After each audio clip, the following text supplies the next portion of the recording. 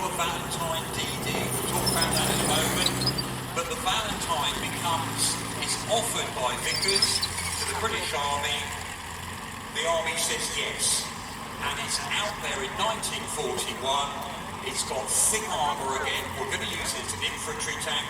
They can't catch up with you to knock you out. And firepower. And of course, Matilda 2 with the 2-pounder.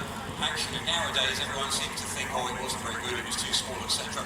Back in 1940, that would easily go through any German tank on the battlefield.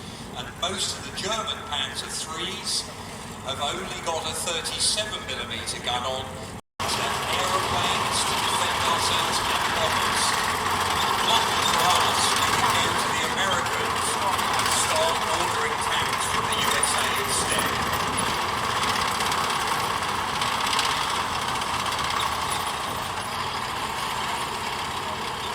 Now, the far end of the arena, we're very lucky today. Again, new to the UK, we've got this M3 Grand tank from the Bill Bannister's collection. British engineers go to America. In 19... Britain orders. We paid for the first 1,800 of them in our own money.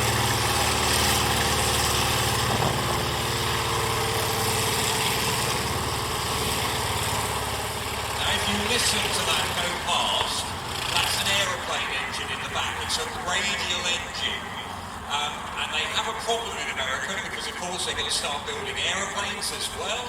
There's not enough of these aeroplane engines, which is why the M3 also has a diesel engine, 2 other types of engine they're experimenting with as well. This one is a bit of a rarity. It's a duplex drive, a DD Valentine. A howitzer in the hull. This is the Mark III, about 600 minutes remaining. This is the one that was used on that PM range in 1942.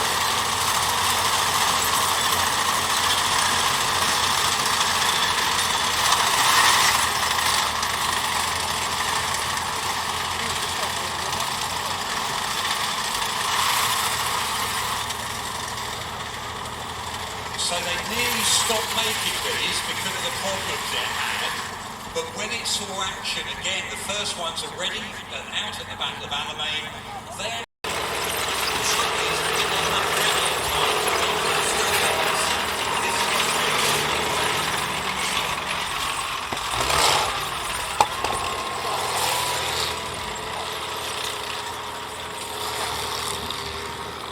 you'll see 3 types of tank look just like this with different names.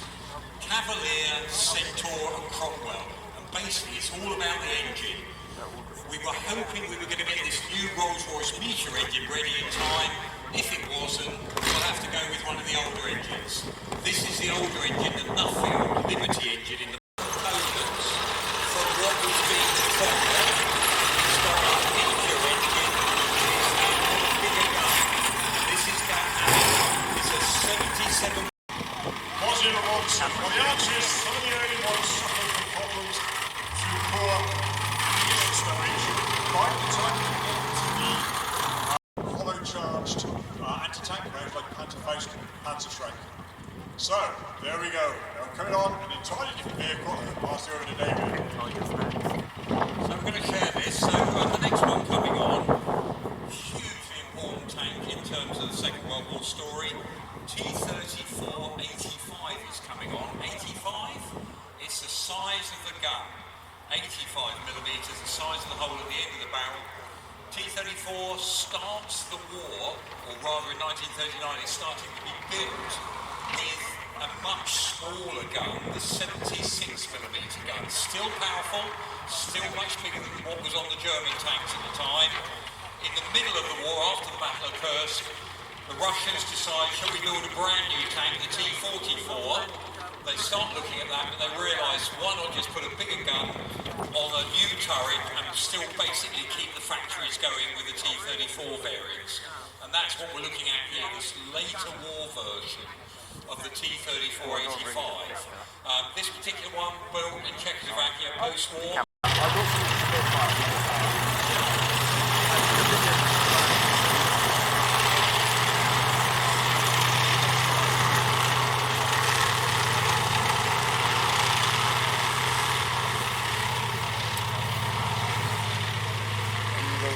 bend.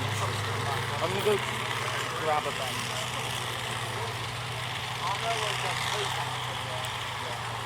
I think that has been a remarkable display. For Tankfest, I don't really think that could be better. If you think about it, you have just seen just about all the most important, most notorious, perhaps in some cases, tanks of World War II.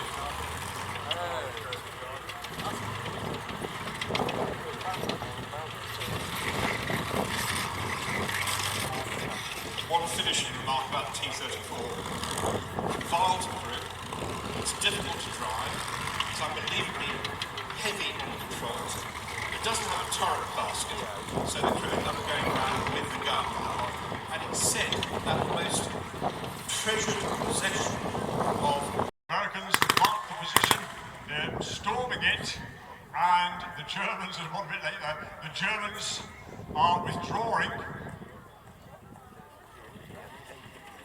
Now, at this stage of the war, the Germans were calling on just about anybody to form what are known as Kampfgruppe, battle groups, largely ad hoc formations. Some of them may have been Panzer Grenadiers. That's it, keep that fire going, guys. Keep their heads down.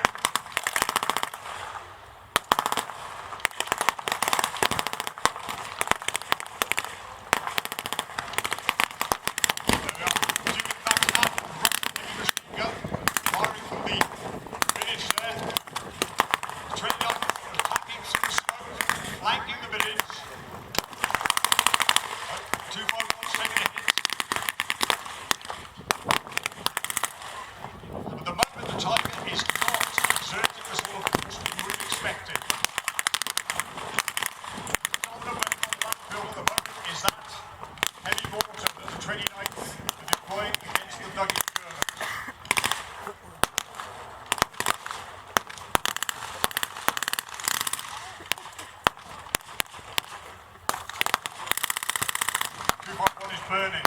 Right, now. The obvious thing to do at this point, get on the radio, whistle up some support of your own, and it looks as if everything is just arrived. 2 Sherman tanks, an M4A1 and M4A2, M4A276.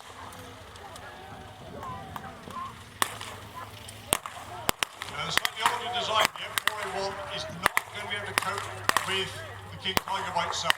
The 75mm on that Sherman is not capable of penetrating virtually any of the armour on the King Tiger, but 76, and then there's a white flag in the village. There's a white flag. The Germans have surrendered. Now remember, some of these German troops, some of these Panzer Grenadiers might be 16 or 17 years old. They might never have been in combat before.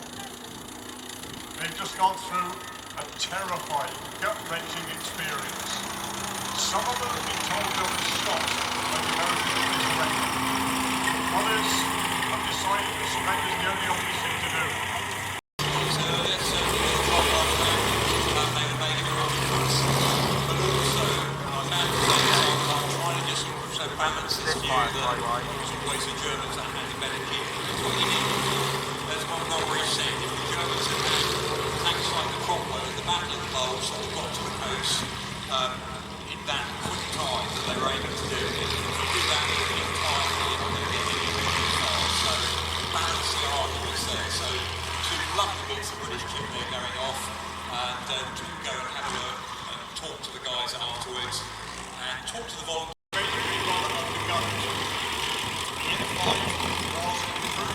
One of the reactions is of course some of that bigger German stuff being used in places like the Panther, the Tiger, and now we've got some heavy German armour. I'm going to hand over to Chris.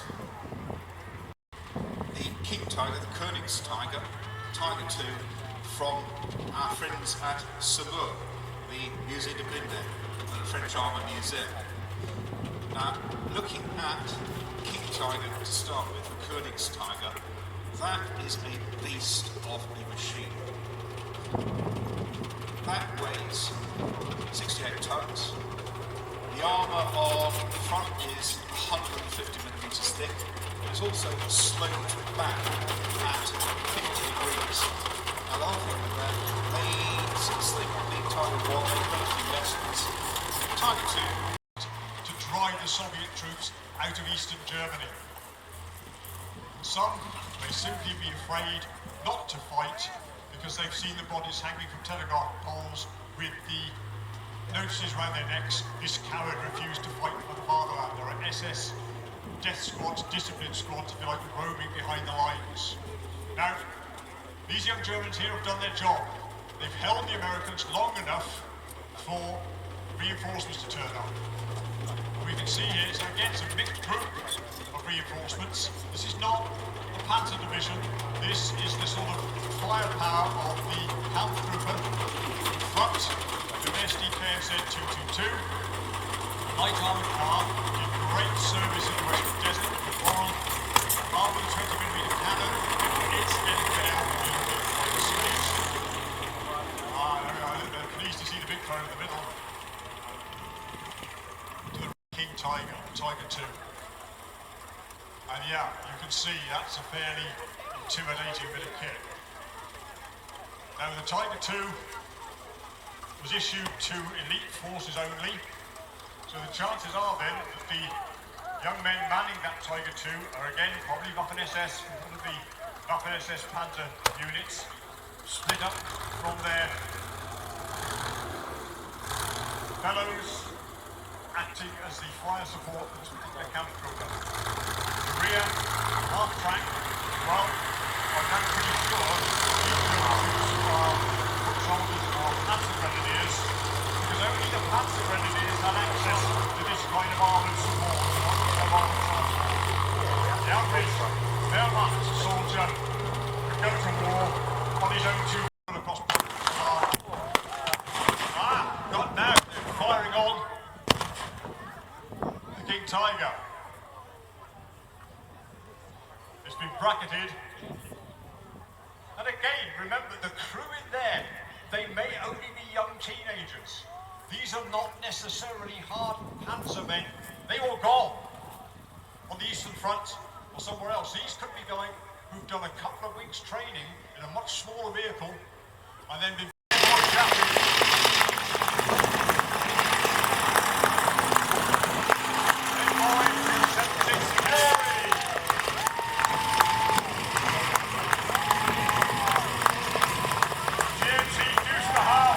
and the reenactors from history in the making. There they go.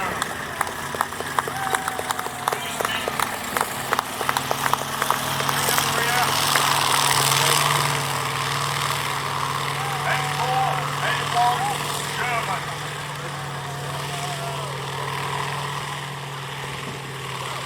Which has, I suggest to you, every right to call itself Tank 1 World War II. So people might argue the right to keep it without most 50,000 Sherman.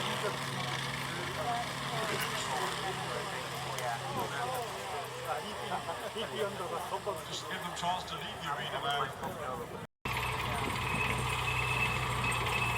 So for the Korean War, they're reactivating, they're taking M26 Pershing tanks off of gate guards, monuments, anything that they can get out to Korea in time. They start the program, and as we see the M47 there, they're going to actually do it directly at the target now. And they test that gun. They've got this amazingly big cast turret they put together. One of the biggest castings going. You look at the size of that thing there. And unfortunately, though, they use components from the M48 tank. They've built a new factory that's going to build M48 tanks. To immediately penetrate the armour.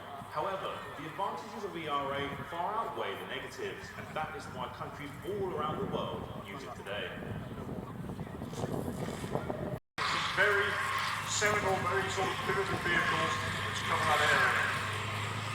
The first thing you'll notice, of course, is the desert storm still quite still. Of course, always starts listening.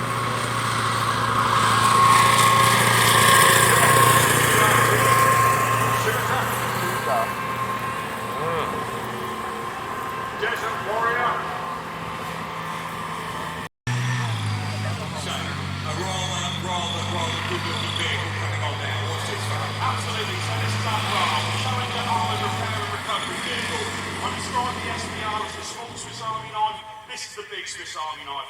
This is what we need to have running anytime a tank is anywhere. This one dubbed up in its OES setup, so that's got the addition of ERA on the side. It needs that extra weight, because a tank with the ERA can be anything up to 80 tons. In order to pull it, it must be the same weight. Absolutely. And touching on the kind of urban fighting, and me wanting to bring up the fact that, yes, they are combat. Whilst the other tanks do things in the foreground. It wasn't a great success. Again, it was superseded quite quickly. The last of them went out of service in about 1976. And our friends who've come all the way over. This is an armor-piercing, pin-stabilized, discarding salvo round, or for short, APS. This round is fired from a powerful gun and will travel at well over a mile per second towards a heavily armored target. Usually, that would be a tank. It's a kinetic energy penetrator. What that essentially means. And coalition forces hunt those down using vehicles that can shift relatively quickly. Generally, they're not armed with the close machine gun. And if the fighting vehicle does the same thing, but is armed using the turret, some of them allow the infantry to fight from inside the vehicle. And again, the idea is to believe here an 8-first rifle section with its own firepower backup. Now, this particular vehicle was designed as an export and sold to Kuwait.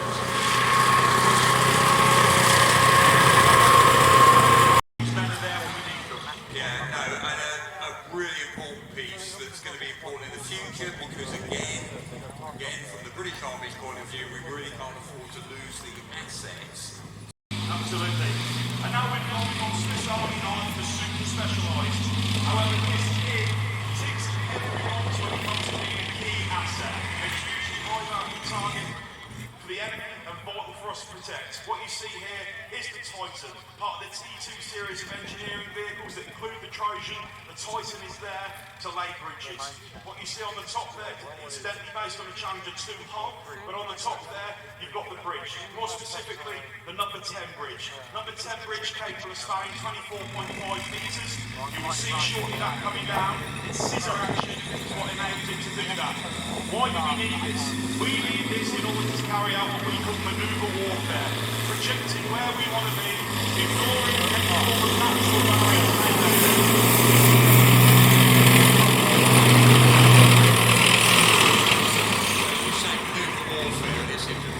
Thing, but we have to repeat it. If you're the enemy, you're going to blow up the bridges.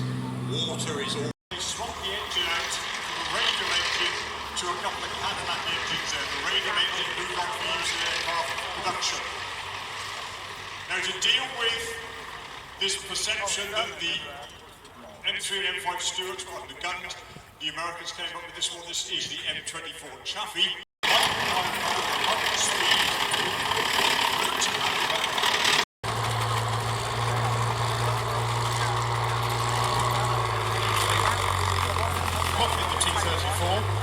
And also use much the same design of the Hacker, so the armour is sloped. That front plate is sloped back at 50 degrees. That means two things. Firstly, it increases the line of sight thickness, so putting a round through that is just about impossible. It also massively increases the possibility of a ricochet. So Königstiger is massively well armoured. If you want some proof of this, go and have a look at our King Tiger in the museum. Have a look around the side and you'll see the impact of two 75mm armour-piercing rounds. They have ricocheted off, they've done hardly anything. And that is the sponsor, that's the side arm. So if you're in an Allied tank knocking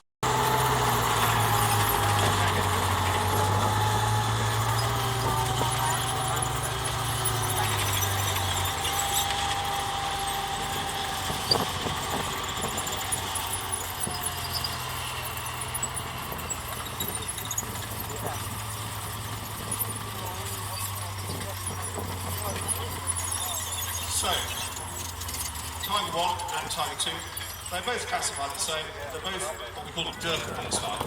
They're both heavy breakthrough tanks. Now this is a concept that goes back to the mid-1930s, 1935, and the idea is it is a heavy tank that will punch a hole in the enemy lines that can then be exploited by lighter armour, like the Panzer III that's bringing up the rest of the line here. Nothing much happens to start with. Very quickly, and it's not guaranteed you get to a resupply.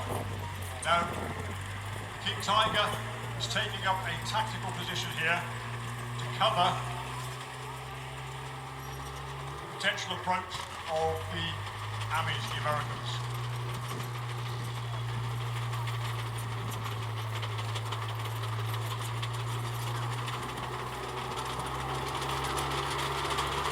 This is a real threat. That Tiger is capable of taking out anything that the Allies have. Anything that the Allies have. 2 kilometres away. It's very, very powerful. It's also very, very heavily armed.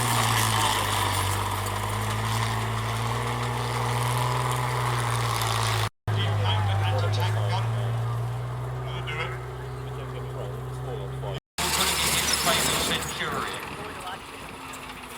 It's a tank that can be repaired by the crew, which is why the crew like it. This is still the generation of a spanner and a hammer and guys with their backsides in the air, engine decks up, let's have a fiddle, we can get this going again by morning. So in terms of being able to keep a Centurion going, you've got something like the hull of the Conqueror with a bigger turret on. So what's coming on now is really a test bed. It was never going to go into production like this. In other words, a test bed, you're trying something out. And we think we're going to need a gun as big as a 7.2-inch howitzer or 183 millimetres. That is whopping. And in actual fact, this becomes the biggest direct fire gun ever fitted on a tank. And by direct fire, it's not lobbing things over the distance, point the gun at the target, off it goes. We think we're going to need them for taking on, not the team. It's the same engine that was in the M3. In 1942, when the Sherman saw combat animate the British Africa, was as good as any German tank on the field. When it started to age, it was designed as a 30-ton vehicle for easy shipment. That limited the amount of upgunning, upgrading you could do, but continually additions were made, improvements were made. And here we can see our famous film star tank. This is Fury, the M4A2, M4A276. Because one of the problems with the Sherman was that the gun, fairly moderate and adequate, if you like, anti-tank gun, was no longer capable of dealing with these bigger German tanks like the Panthers and the Tigers. So the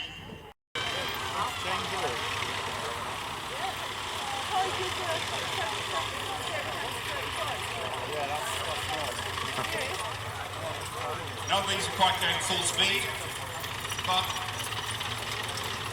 these are a lot.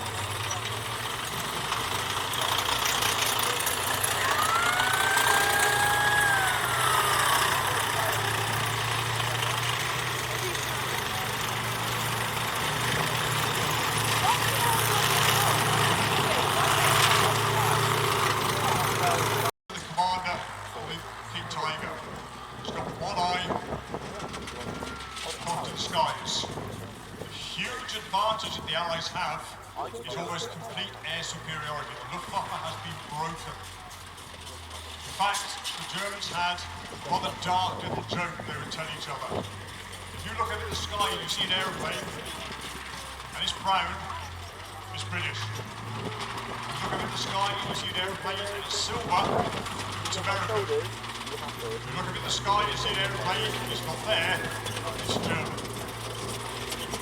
That's the kind of dark military manoeuvre they knew full well. That Tiger crew don't full well the fact that they effect on the so-called fighter bombers, the Jaeger-bombers, the Jet-boats, British Typhoons, American Thunderbolts, British Jet-bombers, so underneath these rings, we have the firepower alongside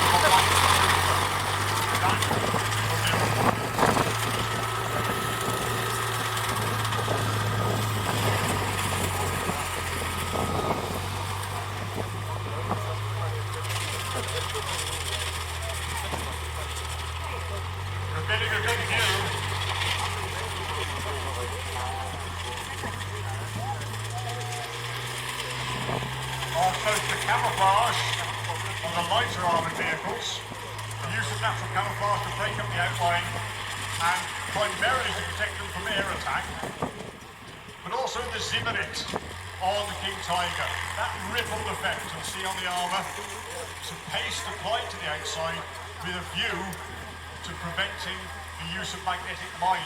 The Germans were convinced that the Allies would be rushing up to the tank, slapping a magnetic mine on the side, and then taking it out that way. Now, we did actually have magnetic mines, several different mines, which would have done the job, but it was never done, it was never attempted. The Russians tried it once and it failed, but throughout the war, the Germans persisted in slapping the zimmerit on their vehicles.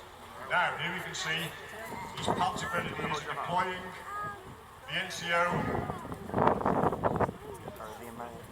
It's got an MP40 submachine pistol. Behind the building. We've got, I can see, there's a Russian. Oh, I see, no. Some of them may be armed with Russian weapons, which have been brought back from the Eastern Front. But like the Panzer Group itself, in many respects, their weapons are going to be what they can get their hands on.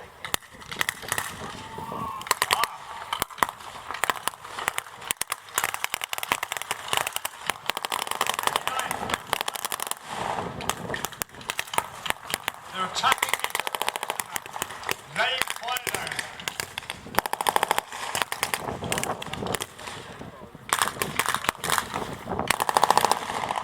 The Americans had a Maxim, not a Maxim gun, had a Maxim.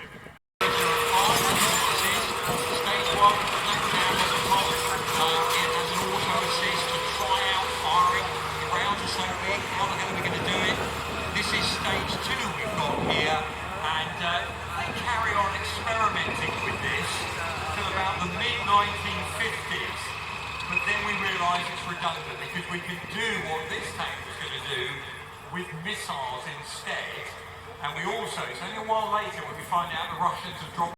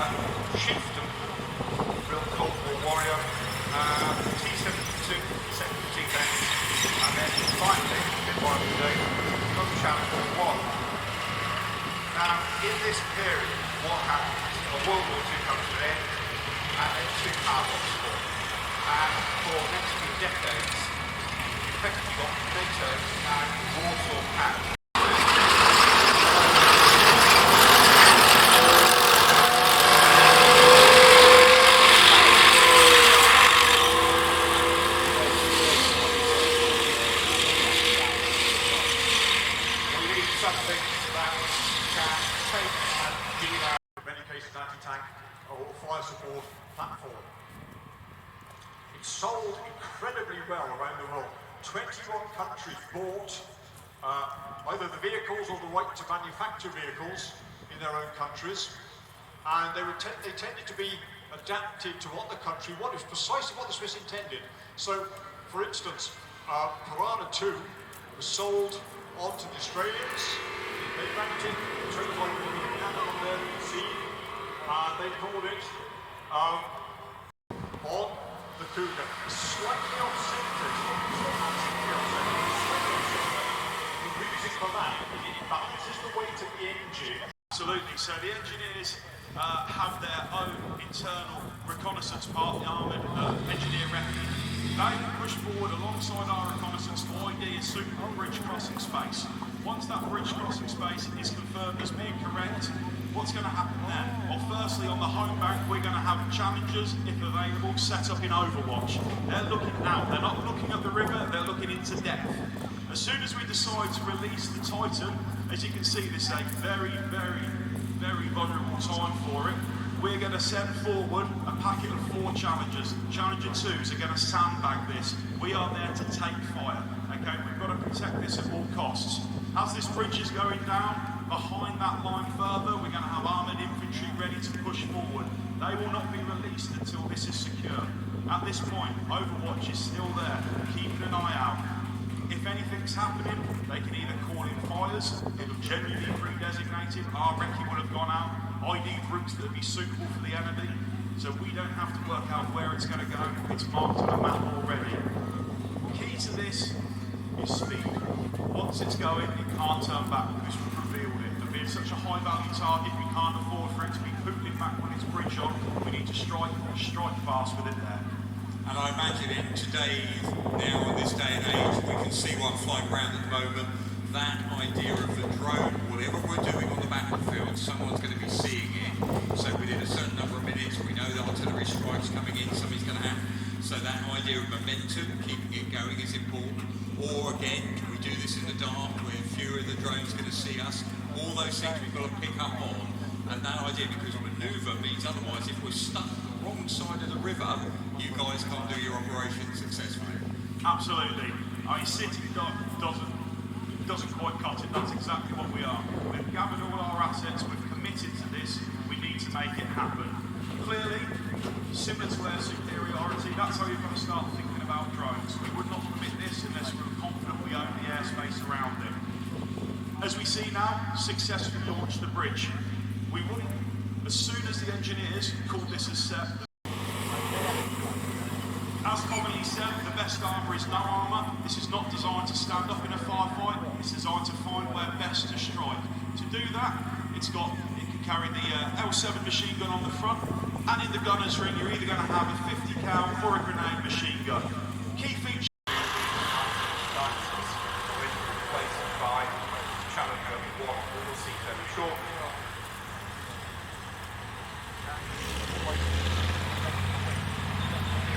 Next step moving on. I'm not sure how you feel from some of that down today, but this is definitely one of them.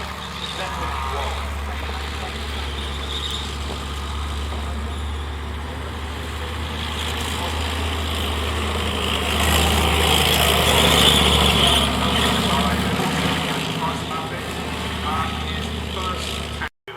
The variant you see in front of you is the SVR, so Support Vehicle Recovery. What does that mean? This is the Army's small Swiss Army knife for getting vehicles up to about 30 tonnes out of trouble. What you can see obviously on the back there is the large crane.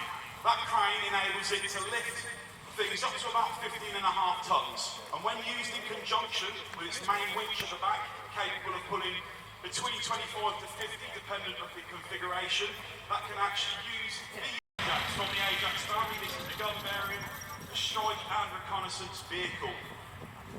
This will operate a little bit further back from the Jackal, still in that recce gap in front of us. Okay? You'll hear us say strike and reconnaissance. That's a change in doctrine for us.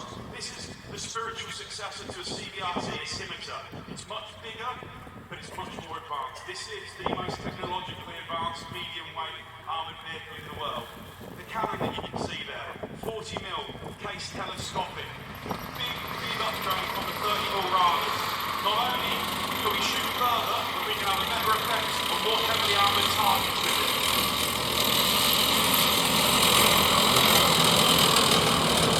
Fitted with an array of sonic sensors that can pick up and ID vehicles or munitions from the sound alone. Imaging systems much better on it, meaning we can double the recce distance. Oh yes, Megatron.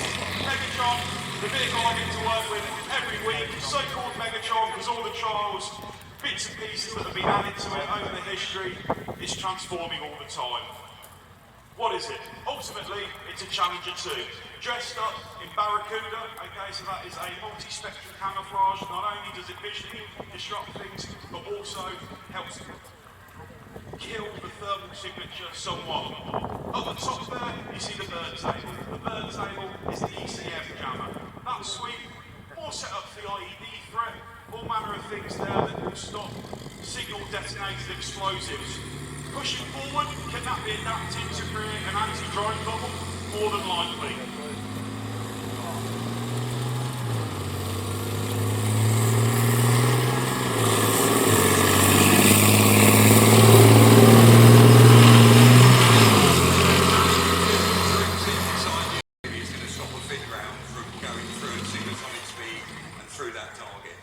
Absolutely.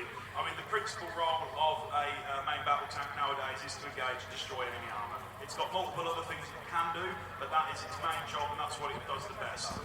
For those of you that are the last 4 years, once my regiment fully drilled the vast and onto the King's broadcast, it proves that though the accuracy is somewhat diminished, it is still an absolutely world-class weapon